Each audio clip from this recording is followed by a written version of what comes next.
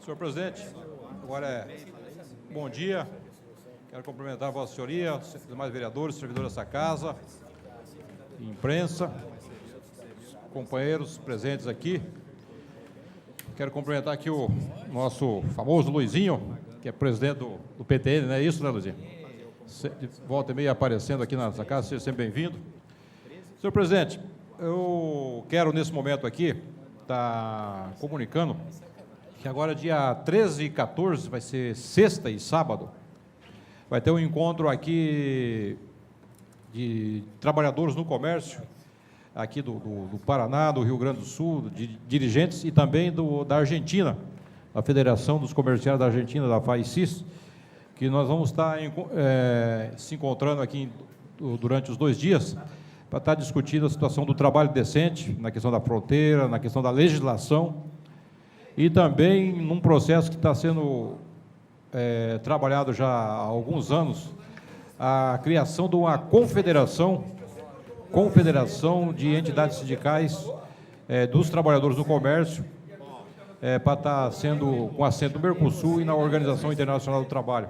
Está sendo, e aqui vai ser o desdobramento dessa discussão. Então, vai ser dia 13 e 14, esse encontro estará sendo realizado ali no Hotel Bela Itália, aqui em Foz do Iguaçu.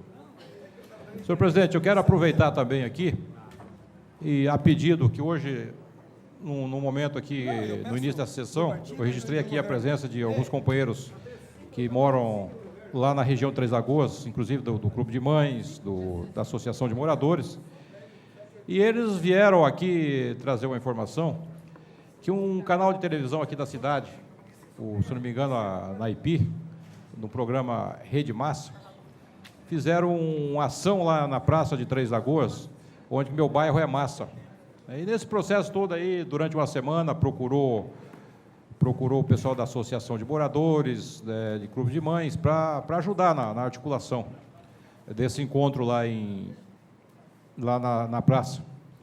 E o pessoal da associação, na maior das boas vontades, e do Clube de Mães também, locaram barracas, contrataram até o artista lá, o Martinho Aito, né, que agora, recentemente, aí no YouTube, aí teve mais de 10 milhões de acessos, 10 milhões de acessos, o Martinho Aito, foi lá fazer sua apresentação, sua cantoria lá na barraca da associação, onde o pessoal montou, levaram barraca de café, levaram todo um trabalho lá para valorizar esse encontro lá.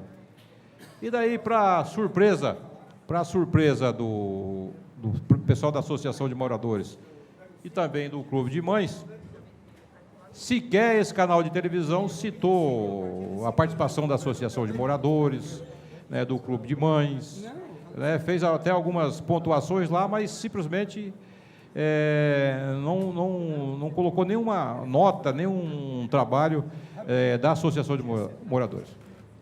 Por que eles me pediram para me estar usando essa tribuna para estar fazendo essas considerações? Porque dezenas de moradores viram lá o pessoal da associação trabalhando lá, e só que uma grande quantidade não viu.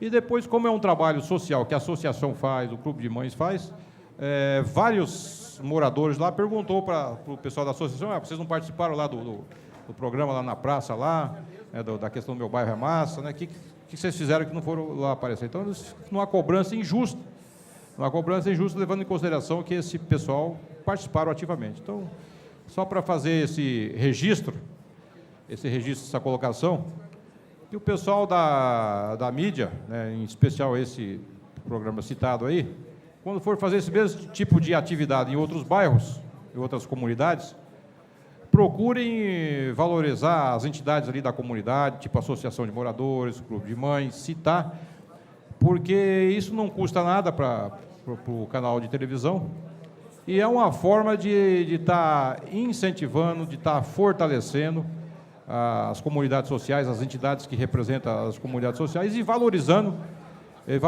quem realmente tem alguma coisa feito, desempenhado, junto à comunidade. Porque nada mais justo que quem faz o trabalho junto à comunidade, quem é? É a Associação de Moradores, Clube de Mães, né? Então, esse pessoal que faz um trabalho filantrópico, essas pessoas não recebem nada por estar fazendo esse trabalho, né? Não tem nenhum tipo de remuneração, nenhum tipo de subvenção, né? Então, está fazendo um trabalho assim para organizar a comunidade. E, então, eles se sentiram lesados em várias situações. Uma, pela forma que eles foram convidados pelo dito canal de televisão, esse dito programa, para estar ajudando eles na organização, e após a realização, que não deu nenhuma nota sequer. Então, está feito esse registro, e a gente espera que, em futuras atividades de outros bairros, aí, pelo menos, valorize as comunidades ali, as entidades organizadas. Senhor presidente, o outro assunto que eu quero falar aqui também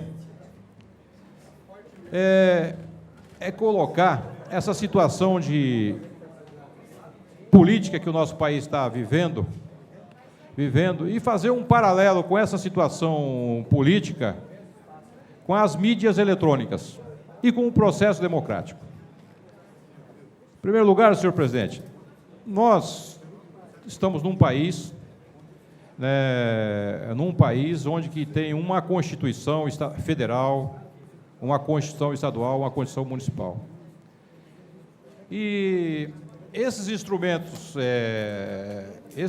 criados, aprovados pelo Congresso, eles criam, existem regras que regem o processo democrático da nossa nação.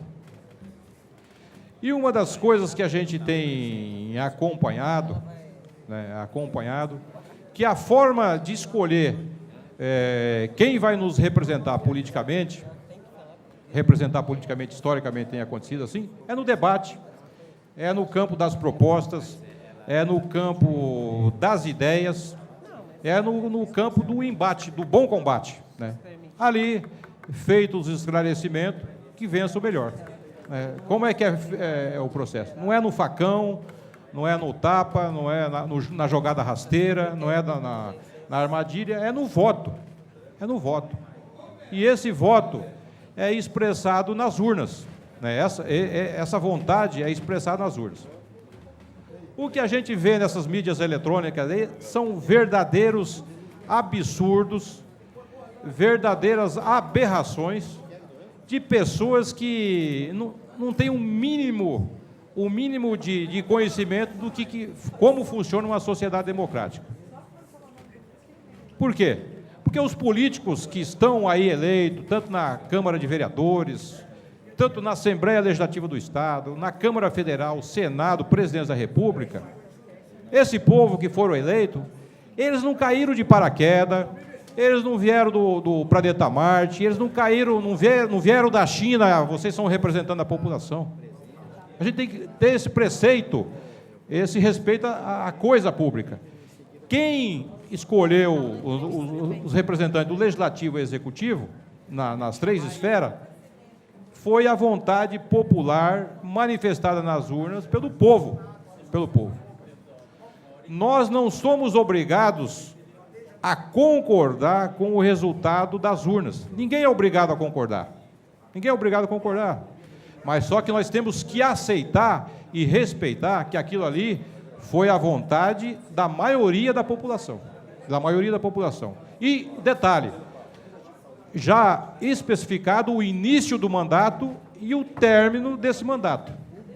Gostemos ou não, as urnas definiu o início e o término do mandato. Agora, o que está acontecendo? Acontecendo que foi feita a definição, a manifestação pública, a manifestação popular. Alguns formadores de opiniões, alguns grupos da mídia, da grande mídia nacional, têm se posicionado na formação da opinião pública para jogar na questão de mobilizações populares, para destituir um governo. Ninguém é contra a manifestação popular, muito pelo contrário. Eu sou a favor, sempre fui a favor da manifestação popular. Várias vezes vim nessa Casa de Leis aqui manifestar, expressar. Saímos em várias vezes, eu saí e saio em várias oportunidades encaminhadas junto com a população nas ruas de Foz do Iguaçu, em outros cantos, do Estado, até em Brasília a gente foi. Né? Só que nós temos que refletir e respeitar a situação que foi definida nas urnas. Eu quero colocar aqui o seguinte, porque o que eu tenho acompanhado, assim, de uma certa forma, é a repetição do que está acontecendo, tentando se repetir o que aconteceu em 1964. Né? Em 1964 houve um golpe e hoje está saindo informações que até então não tinha sido divulgada, que onde esse golpe de 64 aqui no nosso país foi articulado por grupos internacionais, em especial o governo americano, onde que na época do golpe, no período do golpe, estava a frota da Marinha Americana nas costas das águas, não é internacional, nas águas nacionais do Brasil, esperando se desse qualquer zebra no golpe, eles iam intervir. E, pasmem os senhores, naquela mesma oportunidade, após o golpe, um grupo midiático que hoje é o maior do Brasil, que é a Rede Globo de televisão, fez um acordo com segmentos, setores do governo americano, conseguindo na época milhões de dólares, para criar um grupo aqui para contrapor, na época lá que era a TV Tupi, o Grupo Tupi, o empréstimo que eles conseguiram na época lá foi superior 6 vezes o valor da avaliação daquela época, 6 ou 7 vezes. Então a gente está fazendo esse contraponto, e esse mesmo grupo de televisão, no decorrer da história recente do Brasil, da década de 70, 80, sempre foram porta-vozes da ditadura militar. Tanto é que o famoso Jornal Nacional, o pessoal só gostava de assistir porque apresentava o Brasil tudo cor-de-rosa, tudo que acontecia ali era bom, né, na defesa intransigente do regime militar. E o que a gente vem percebendo no decorrer da história, esses fatos, de uma forma subliminarmente, vem se repetindo nesse momento, onde que os grandes âncoras das televisões aqui do Brasil, da Globo, Bandeirantes e outros canais de televisão aí têm que se encontrado há anos já, com adidos militares, com representantes da Embaixada Americana em Brasília, até visitas desses grandes âncoras aí indo na capital americana, para vender a ideologia, a defesa dos americanos. O que me chamou a atenção até agora, estava assistindo a televisão essa semana, no meio do jornal me coloca uma matéria em torno de 3 minutos do Estado de Israel, onde que as crianças estavam brigando com arma de fogo lá em Israel. Aquela matéria eu conversei com a minha mulher, o que tem a ver essa matéria de informativo para a autoridade, para o povo brasileiro?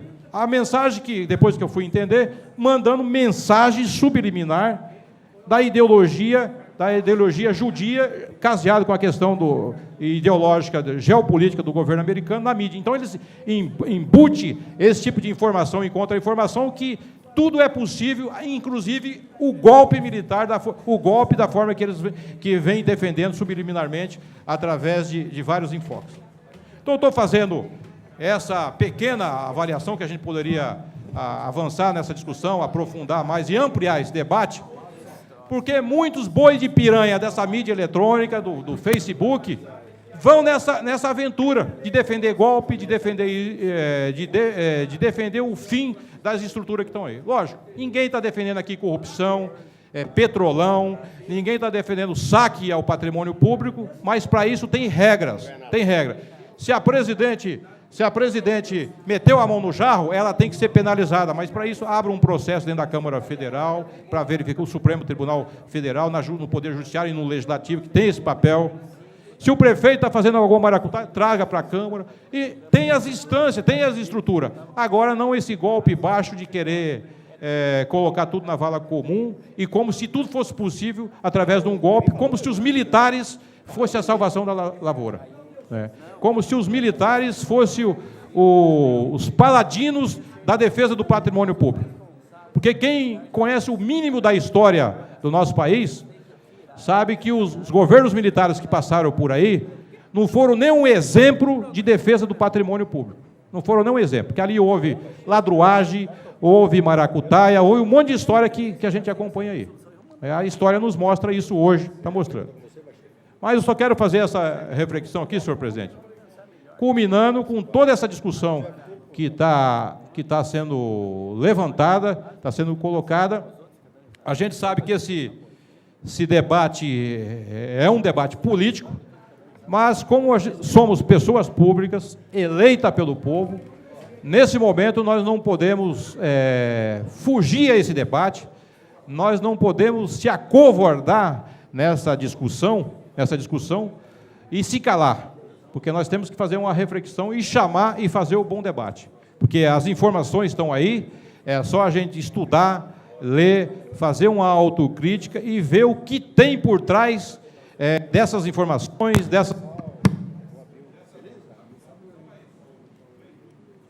Mais 2 minutos, caro colega. O que tem por trás dessas informações, contra-informações, e aproveitar esse momento para abrir uma discussão sobre o real papel do Estado brasileiro, o real papel do serviço público, o real papel da política e do Poder Judiciário também. O vereador que antecedeu alguns minutos atrás na tribuna colocou o fato aqui, o fato do Poder Judiciário, onde que o juiz mandou apreender os bens de um determinado cidadão e no dia seguinte ele estava com o carro do cidadão andando para cima e para baixo. Pegou o piano de cauda que tinha na casa dele lá e botou lá no condomínio dele. Pegou dinheiro que estava situações de dinheiro que estava lá sobre a responsabilidade na vara federal e esse dinheiro, não sabe como que aconteceu, desapareceu. Então, se existe momento de fazer uma avaliação, nós temos que fazer uma avaliação e uma autocrítica sobre toda a estrutura do Estado. Porque na leitura que a gente faz, o povo está fazendo um papel de vassalos, de vassalagem, para sustentar uma casta de privilegiado no modo geral. Não só na coisa política, mas nas outras esferas também. Então tem que aproveitar esse momento e fazer uma autocrítica. Temos agora a figura aqui no Estado do Paraná, onde foi aprovado o auxílio moradia, R$ 4.300, livre de imposto de renda, para vários membros do Tribunal de Contas e Ministério Público e por aí vai. Então nós vamos, quer fazer uma autocrítica, vamos fazer uma autocrítica de uma forma madura, de uma forma serena, mas isso tem que ser feito e nós não podemos se calar nesse momento histórico. E vou falar mais uma vez, tem regras, tem que ser respeitada. Saiu fora disso daí, é golpe, e com golpe eu não compactuo. Muito obrigado, senhor presidente.